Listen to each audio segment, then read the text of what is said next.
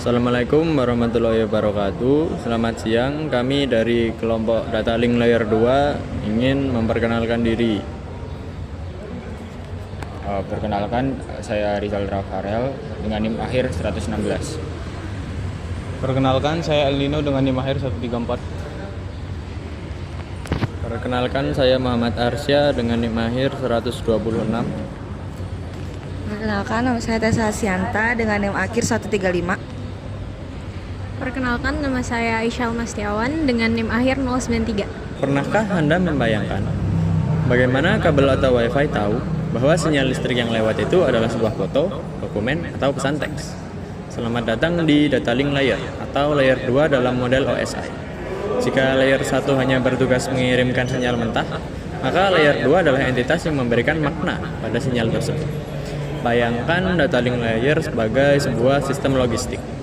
Ketika data turun dari lapisan atas, Layer 2 akan membungkusnya menjadi satuan yang kita sebut sebagai frame. Ibarat gudang logistik, Layer 2 melakukan 4 tugas utama. Pertama, framing, yaitu memasukkan barang ke dalam kotak standar. Kedua, addressing, menempelkan label alamat fisik atau MAC address. Ketiga, error control, memastikan kotak tidak rusak di jalan. Lalu keempat, ada akses kontrol, yaitu mengatur kapan kurir boleh berangkat agar tidak terjadi tabrakan di jalan raya. Uniknya, data link layer ini dibagi menjadi dua bagian atau sublayer. Yang pertama adalah LLC atau Logical Link Control. Sebut saja LLC sebagai manajer gudang. Dialah jembatan antara perangkat lunak dengan perangkat keras. LLC memastikan bahwa protokol internet seperti IP4 atau IP6 bisa berkomunikasi dengan jenis kabel apapun, baik itu fiber optik, kabel tembaga, atau maupun nirkabel. Yang kedua adalah MAC atau Media Access Control. Jika LLC adalah manajer yang duduk di meja, maka MAC adalah polisi lalu lintas di lapangan. MAC berurusan langsung dengan perangkat keras. Dialah yang menentukan aturan main, kapan sebuah komputer boleh bicara dan kapan harus mendengarkan.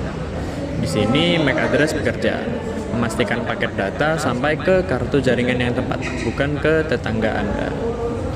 Jadi singkatnya, LLC menyiapkan dokumen, sementara MAC mengemudikan truk.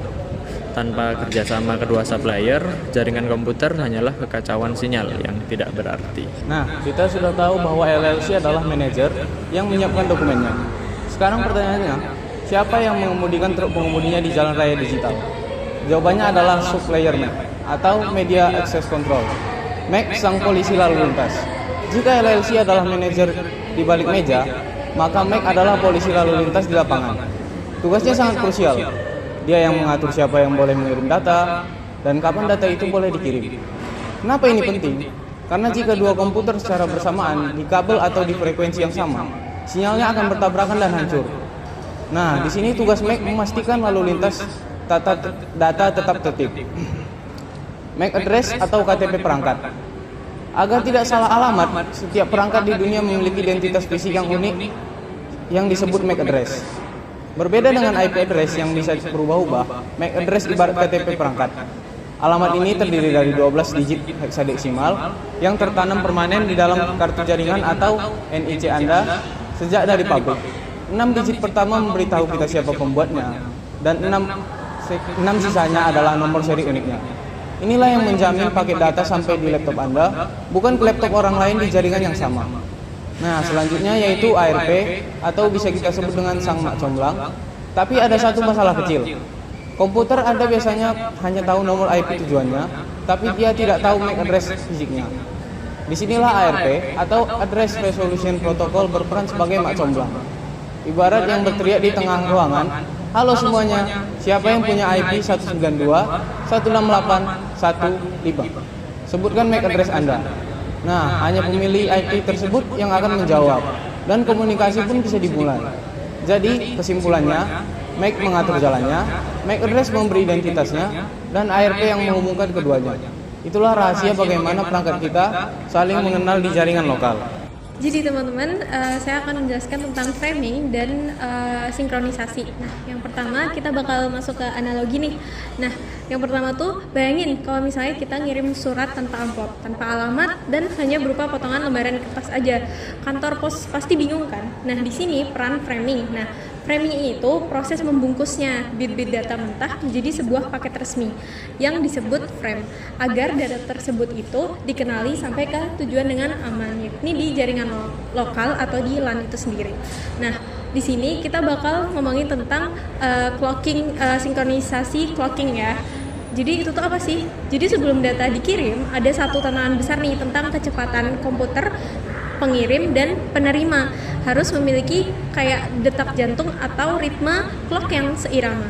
Bayangkan nih kalau saya bicara sangat cepat tapi kalian nangkepnya lambat, pasti pesannya jadi kacau atau korup. Nah, di sini bisa terjadi data korup gitu. Disinilah dua bagian pertama dalam anatomi frame kita, yakni framble dan SFD. Nah, sinkronisasi atau penyamaan irama itu kalau kita bisa gambarin di anatomi Ethernet frame itu sendiri, itu bisa kita bagi jadi 4 bagian sama besar nih.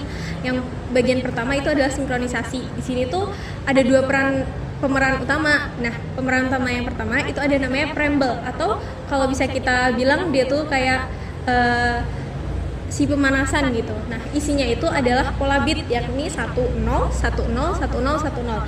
Nah, ibaratnya kalau misalnya kita analogikan lagi, kalau misalnya di posting service itu adalah Pak Pos yang ngetok pintu rumah penerimanya. Jadi kayak misalnya tok tok tok, siap ya, saya mau kirim data gitu. Fungsinya tuh apa? Untuk penerima bisa nyamain antara kecepatan detak jantung dengan pengirim gitu. Nah, SFD itu apa? SFD itu start frame delimiter, yang itu tuh polanya adalah 1, 0, 1, 0, 1, 1. Jadi yang beda antara SFD dengan framble itu ada di satu terakhir, dimana itu adalah sebagai kayak mengetahui bahwa pemanasannya udah selesai. Bit setelah ini adalah data yang penting gitu. Nah, yang bagian kedua dan ketiga itu namanya ada header dan payload. Header sendiri itu tuh alamat, dan payload itu bisa dikatakan adalah isi atau data tersebut. Setelah iramanya sama, kita bakal masuk ke bagian berikutnya nih, yakni header tadi. Disinilah MAC address, destination dan source diletakkan. Ibarat alamat itu bisa dikirim, ibarat alamat penerima sama pengirim itu di atas amplop gitu, supaya switch nanti tahu paket ini harus diantar kemana gitu. Untuk payload sendiri isi data, ini tuh kayak isi suratnya gitu loh teman-teman. Bagian inilah paket dari layer atas seperti alamat IP itu bakal dibungkus rapi dan diantar. Nah, bagian 4 itu ada trailer, yakni quality control. Terakhir ada bagian trailer ini tuh menggunakan VCS atau frame check sequence. Bagian ini berisi CRC, cyclic redundancy check, yakni itu kayak sebuah logika matematika yang diterapin di dalam layer 2 ini. Nah, anggap aja itu tuh kayak segel. Kita beri segel, jika saat sampai segel ini terlihat rusak atau hitungannya nggak pas, penerima akan tahu bahwa datanya tuh cacat di perjalanan dan akan minta dilakukan pengiriman ulang. Nah, jadi framing itu nggak sekedar bungkus data, tapi mastiin jaringan dan mastiin pengirim dan penerima ada di gelombang yang sama, memberikan identitas yang jelas. Yang paling penting adalah menjaga keutuhan data sampai ke tangan tujuan. Selanjutnya yaitu jenis komunikasi. Yang pertama ada unicast. Unicast itu pengiriman data dari satu perangkat ke satu perangkat tertentu menggunakan MAC address tujuan yang spesifik. Contohnya yaitu laptop A mengirim file ke laptop B. Yang kedua yaitu broadcast. Broadcast itu pengiriman data dari satu perangkat ke semua perangkat dalam satu jaringan lokal menggunakan MAC address khusus. Semua perangkat akan menerima frame walaupun tidak semua memprosesnya. Contohnya yaitu misalnya di satu jaringan atau di LAN ada laptop A, laptop B, dan laptop C. Saat laptop A mengirim broadcast, data dikirim ke semua perangkat di jaringan kepada laptop B dan laptop C-nya pasti akan menerima. Yang ketiga yaitu multicast. Multicast itu pengiriman data dari satu perangkat ke sekelompok perangkat tertentu saja, tidak ke semua, hanya yang tergabung ke dalam grup multicast. Biasanya dipakai untuk streaming atau aplikasi tertentu. Misalnya di jaringan itu ada 4 laptop A, B, C, dan D. Namun yang masuk ke dalam multi group itu ada B dan C. Jadi saat laptop A mengirim multicast, yang menerima hanya laptop B dan laptop C, sedangkan laptop D tidak menerima karena tidak memasuki multicast. Selanjutnya saya akan menjelaskan metode flow control. Metode flow control yang pertama yaitu stop and wait. Cara kerjanya pengirim mengirim satu frame atau data, lalu berhenti dan menunggu ACK atau balasan dari penerima. Jika sudah mendapat ACK atau balasan, selanjutnya akan mengirim data berikutnya. Kelebihannya yaitu sederhana dan mudah dipahami. Namun kekurangannya itu lambat karena harus nunggu tiap pengirimnya. Yang kedua yaitu sliding window. Cara kerjanya, pengirim bisa kirim beberapa frame sekaligus tanpa menunggu ACK satu persatu. Ada window atau batas jumlah data yang boleh dikirim. Saat ACK diterima, window atau geser dan pengirim bisa kirim lagi. Kelebihannya lebih cepat dan efisien, kekurangannya lebih kompleks. Selanjutnya yaitu ada dua jenis sliding window. Yang pertama, go back end. Kalau ada error di satu frame, itu akan diulang dari frame itu sampai seterusnya. Yang kedua yaitu selective repeat. Hanya frame yang error saja yang akan dikirim ulang. Pernah nggak sih kalian lagi asik-asik teleponan di pinggir jalan yang berisik, terus kalian dengar teman kalian bilang makan, padahal sebenarnya dia bilang makam. Beda satu huruf sih, tapi maknanya jauh banget kan? Nah, di dunia digital, masalah ini jauh lebih sensitif. Bayangkan, kalau komputer kita mengirim 1 juta angka, tapi karena ada gangguan kabel atau noise sinyal, satu buah bit berubah dari 0 menjadi 1. Angkanya bisa berubah drastis. Kita nggak mau itu terjadi pada saldo bank kita kan? Itulah kenapa kita butuh sistem keamanan yang namanya deteksi error. Di setiap data yang lewat di internet, ada satu penjaga pintu di bagian belakang yang namanya FCS atau Frame Check Sequence. FCS ini sebenarnya cuma sebuah kolom kecil di akhir sebuah frame, tapi isinya bukan sembarang angka. Isinya adalah hasil perhitungan dari sebuah algoritma cerdas yang kita sebut CRC atau Cyclic Redundancy Check. Kenapa CRC? Kenapa nggak pakai penjumlahan biasa saja? Karena CRC itu menggunakan teknik matematika yang sangat tangguh, yaitu pembagian polinomial. Tapi tenang, ini bukan matematika sekolah yang membosankan. Di sini kita pakai aritmatika modulo 2. Aturannya unik. Nggak ada sistem simpan pinjam angka. Kita cuma pakai operasi SOR atau exclusive OR. Logikanya simpel. Kalau bitnya sama, hasilnya 0. Contoh, 1 XOR 1 itu hasilnya 0. Sedangkan kalau bitnya beda, hasilnya 1. Misal 1 XOR 0, hasilnya itu 1. Sederhana itu. Jadi begini skenarionya. Si pengirim punya data asli.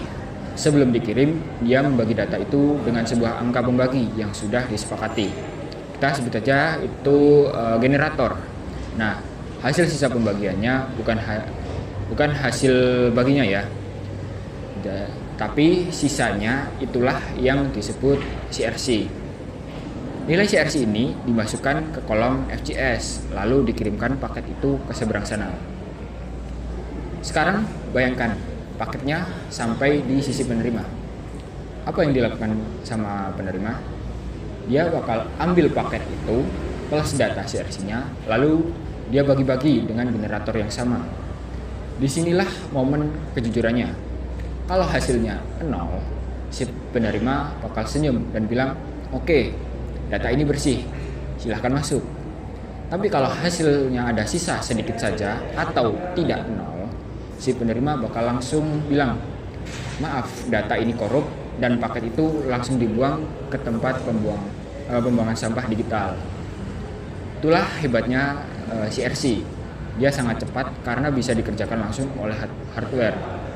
Dan sangat akurat bahkan untuk mendeteksi kerusakan bit yang beruntun. Jadi lain kali kalau kalian download file bergiga-giga dengan lancar tanpa ada rusak, berterima kasihlah kepada si kecil FCS dan matematika CRC ini. Gimana? matematika ternyata nggak cuma buat ujian kan, tapi juga buat menjaga dunia kita tetap terkoneksi dengan benar. Sekian dari kelompok kami, apabila ada salah kata mohon maaf. Wassalamualaikum warahmatullahi wabarakatuh.